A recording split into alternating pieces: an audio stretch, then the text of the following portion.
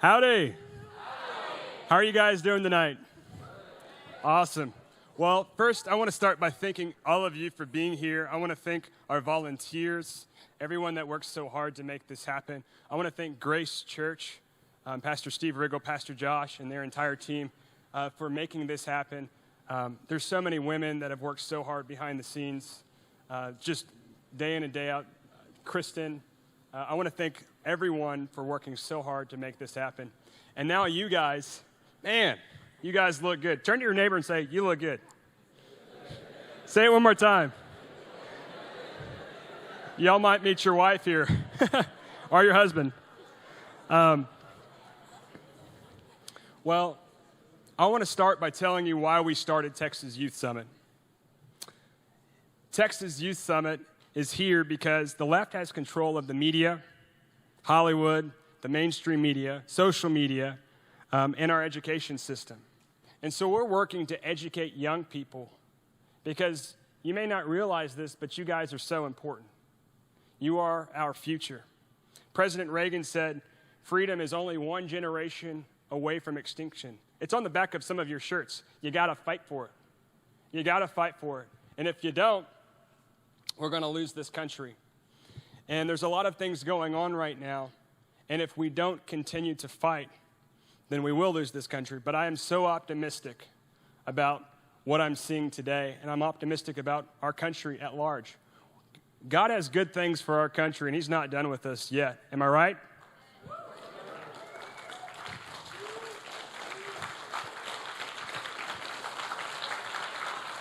America's the greatest country in the world and the most exceptional nation, and we live in the greatest state in the union here in Texas, right? God bless Texas. Well, in my own journey, I was raised in a Christian, conservative home, and I went off to college, and there were good, well-meaning liberal professors, and I say they meant well because they weren't bad people. Because at that time, liberals and conservatives could at least agree that this was a great country. They just had different ideas about how to make it better. Well, and my parents raised me right. They were good people. But when I went off to college, there were a lot of liberal teachers that taught me on climate change and gun control. And a lot of my peers were liberal. And so we had different ideas about what was right. And I was grappling with the truth, wondering what was true. And at the time, at this season, I didn't know what to believe.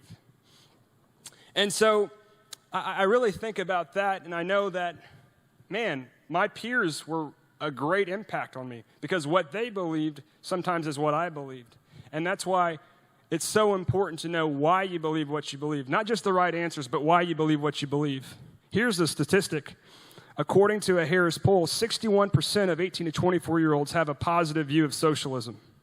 That's higher than any other age group, though 25 to 34-year-olds are not far behind with 51% favorability towards socialism. Socialism is not the answer. People always want to point to Scandinavia, and I'm from Norway. I was born in Norway, and my mom's Norwegian, my dad's American. So, and I love this country, and this is the greatest country in the world, but I know for a fact that Scandinavia is not what the socialists point to it as. It's not, they're not socialist there. They're capitalist, actually. A better example of socialism is actually Venezuela. And if you look at what happened in Venezuela, it was the crown jewel of South America. It was oil rich. And if you look at what's happening now, they went very socialist, very communist. And unfortunately, people are eating out of their trash can. They're having civil war. People are eating their pets. They really don't, half of them don't know who is president because there's a lot of turmoil and chaos going on in that country. And if we're not careful, that can happen here. And so socialism is not the answer. But people are influenced by their peers. And so that's why we're here to educate you so you can get the right ideas about what you believe and know why you believe what you believe. And you're going to do that with some of our great speakers that we have coming up tonight. I'll also say that we've got to do a lot to change the tide, and it starts with us. We've got to use our voices to be the difference makers. Research shows that young people, again, they listen to their peers more than anyone else. So your voice matters. When you hear your liberal teacher saying something that doesn't ring true, I want to challenge you, whether you're in high school or college, challenge that liberal professor on their ideas. This is something when I became a conservative that I did. I challenged my teachers and my professors in a 200-person auditorium. You'd think that would sound a little intimidating, right? But I did it in a nice way. I wasn't aggressive. I wasn't calling them names. I just said, so wait a minute. You're telling me that all Republicans are racist. Why do you believe that? That's not what I'm seeing. Let me tell you why. And, that led into a conversation. Of course, the guy got a little red-faced because he probably didn't expect me to challenge him on that assertion. And we actually had a good conversation after class. I emailed him, and I went to his office. And you know what? The guy actually ended up writing me a letter of recommendation. And so you can be happy warriors. You can fight people with a smile on your face. You can stand up for your values with a smile on your face. You don't have to do what those people that are very passionate, but there's a lot of young people that are tearing down statues, burning down cities, destroying small businesses, attacking police officers. See, they're passionate, but they're not happy warriors. We're not trying to fight that kind of war. We don't want a civil war in this country. What we want is a culture war to win the battle of ideas, And so we've got to win that battle of ideas. And it all starts with us knowing why we believe what we believe and then going out and doing it. And I promise you, if you do what it takes to learn and educate yourself, you're going to be able to challenge authority. And I encourage you to challenge authority. Don't just sit idly by and let people say whatever they want to say. Challenge them, and your friends too. Doesn't matter who they are, challenge them on their ideas. I believe that God has gifted us all with abilities, intelligence, and the talent to do something special with our lives, to be difference makers. My charge to you is don't waste your life on things that don't actually matter. Don't waste your life on people that don't matter. And I'll just tell you, when I was in high school, there's a lot of nice people, but I'm friends with about a handful of them now. And don't waste your time spending time with people that aren't good people. And I also want to encourage our men in the room, because there's this whole notion of toxic masculinity. No. Be men. Be men. Be chivalrous. Be responsible. Be hardworking. Sweat a little. Pick up stuff. Roll around in the dirt. Boys, be boys. Be kind. Be loving. Be sensitive sometimes. But be strong. Be men. And don't be ashamed to be men.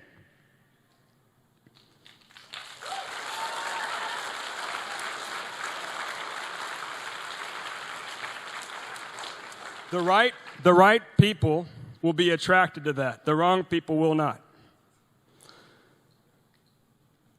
Maybe some of you do not know exactly what you're called to do. And so it may feel kind of generic when I'm standing up here just talking about going and pursuing your dreams. But I want to challenge you to get a vision for where you want to go. Get some ideas in your mind from this conference. Take some notes.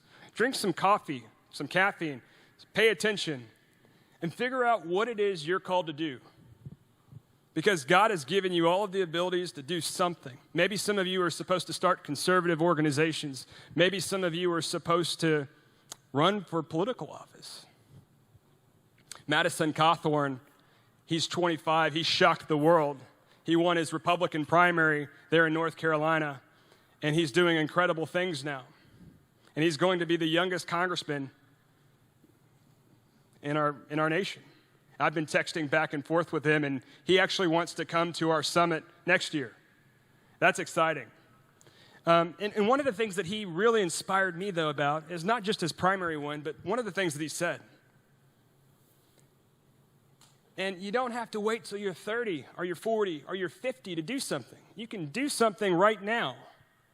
Don't let anyone despise you because of your youth. Don't let anyone look down on you, because you can do something right now. You can make a difference. So get out there and go and make a difference. And our founding fathers, look at them. Young people built America. George Washington was 21 years old when he received his first military commission. Abraham Lincoln was 22 when he first ran for public office. Thomas Jefferson was 35 when he wrote the Declaration of Independence, and it had over a dozen signers under the age of 35. It's incredible. James Madison wrote the Constitution and the Bill of Rights. He was in his 30s. Don't tell me you can't do something. You can do something. You can build America too. You can make it greater than it's ever been before. And I actually had a conversation with an American historian, David Barton, this week. It was a really great conversation. And he joked with me, and he was a little sarcastic, and he said, "Christian, those are actually the old guys." I was like, "The old guys?" And he told me something interesting. He said, Orion Howe received the Medal of Honor at age 14 at Vicksburg, fighting. John Clem, at 12 years old, was a lieutenant in the Union forces at Chickamauga.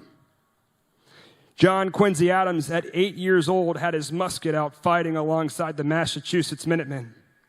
Andrew Jackson, at 13 years old, was a prisoner of war captured by the British for fighting the British.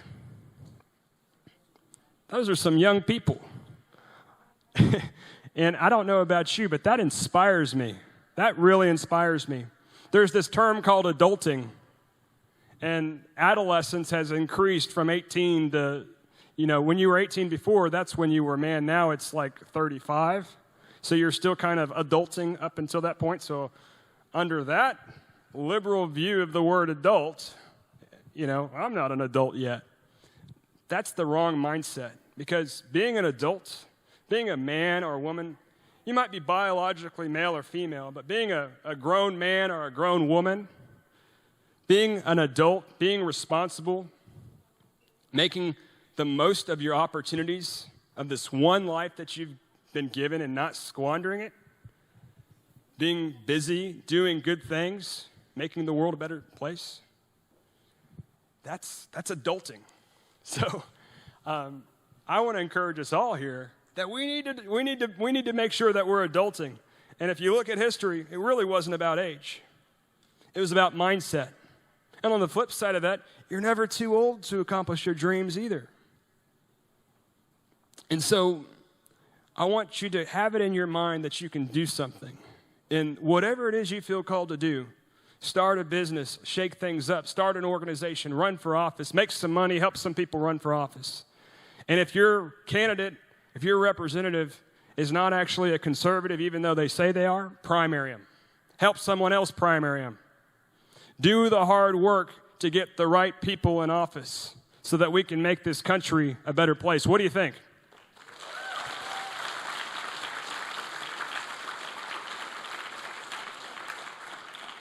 We need young, energetic, patriotic citizens of America to stand up and to do what's right and to fight for this country. We've got to win the culture war. We've got to win the battle of ideas. There's no one else that's going to do it. It's going to take me and you. It's going to take me and you. We're in this together. We've got to do everything that we can to get out there, to get active, and to change the narrative about young people, to do everything that we can to make a difference. We've got to get conservative leaders elected. There's a place to register to vote out there. And if you're of the right age, you need to get out there, and if you haven't already, go register to vote and go vote. And take 10 of your friends with you. Anyone can do this. Put some elbow grease into it. Block walk, phone bank, make a difference in this election. Get conservative leaders elected. And you can do that. You can be a difference maker. I know in my own story, I just want to share a little bit real quick. There were certain moments I got to debate Obamacare for college Republicans, and I made the school paper back when I was 21, and we were going against the college Democrats. And these little moments where I was a little nervous to go do that because I knew the paper was there and everybody was watching, a room full of people, and I didn't want to be in front of people. But I just bit my tongue, I just put my head down, and I went for it. And it was taking a little risk, taking a little bit of chance, and getting out there and going and doing something. An internship, I didn't get paid anything to go intern for a congressman in my hometown there in Sugar Land for Congressman Pete Olson. But you know what? That was well worth it because it gave me some experience. I wrote my master's thesis on Hispanic voting behavior in Texas. I had no idea what I was going to do with that. And I also volunteered at a Republican event, and I met everyone in the room. And someone there passed my resume along, and I got a job with Greg Abbott, who was running for governor. I stayed in touch with that guy, and that helped me get the job, and he helped me get a job with his boss, Senator Ted Cruz. And so I traveled the country with his father, working with Christians and Tea Party groups and churches, and we really worked really, really hard, and it was a lot of fun, and I learned so much. And what I'm telling you is that you've got to get out there. You've got to network and meet new people. It doesn't happen, sitting on your couch, wishing and hoping. You got to get out there, and you got to move, and you got to hustle. When you network and when you serve, in my experience, good things have always happened. There's so many ways that you can do that. And doors open. In my experience, a door opened to be Congressman Kevin Brady's campaign manager. I started faith leaders' prayer breakfasts and lunches and got to work with all these churches. And I'm still doing a lot of that today now. I work with Congressman Dan Crenshaw and Congressman Kevin Brady, working with pastors all throughout the Houston area. And I'm still doing a lot of that stuff now. And it's a lot of fun. But my point is, getting out there, and it's funny how you network and you meet people, and they introduce you to people, and then you meet more people, and sometimes you become closer with the people that they introduce you to than the people that introduce you. You understand? And so it's interesting how many doors can open up if you just work hard. All of these experiences, I did that with Congressman Brady 2016 to 2018. All of these experiences that being his campaign manager and all these doors, it led me to meeting all kinds of interesting people. And I've known just this past year with what's been going on with the pandemic, I volunteered a lot of my time working with food banks just to help distribute food to help hungry families that are low income. And I tell you, I met so many great people. And sometimes you don't really know why you're doing what you're doing. But when you get out there and you help people, and you don't care what you get out of it in return, it feels so right to be helping people, to be serving people. So what I want to encourage you to do is find areas where you can serve other people, where you can be civically engaged. It may not even be political. It may just be working with the food bank. But get out there and go help people. Do what you can to serve others and make a difference. And I promise you, when you have that mindset to help people, to love people, to serve people, to make a difference, good things are going to happen. Good things are going to happen. And in closing, I just want to reiterate one point. I want to encourage you to get a vision for your life, for what you feel called to do. If you pray, pray. Ask God.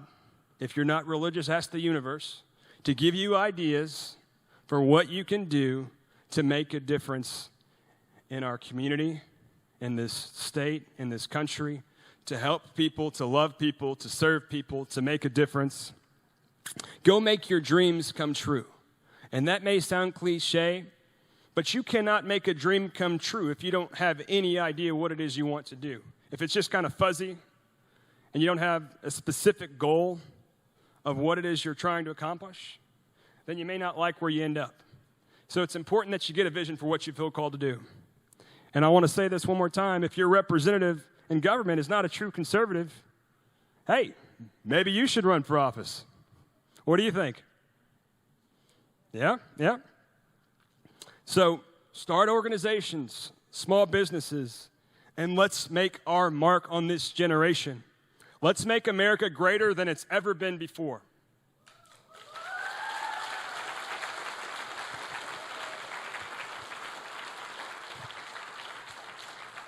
And do not forget to register to vote. You can do that here. Go outside, register to vote if you haven't already. Vote early. Take 10 people with you. And if you don't vote early, vote on November 3rd, and let's make our mark on this generation. God bless you. God bless Texas. Thank you, guys.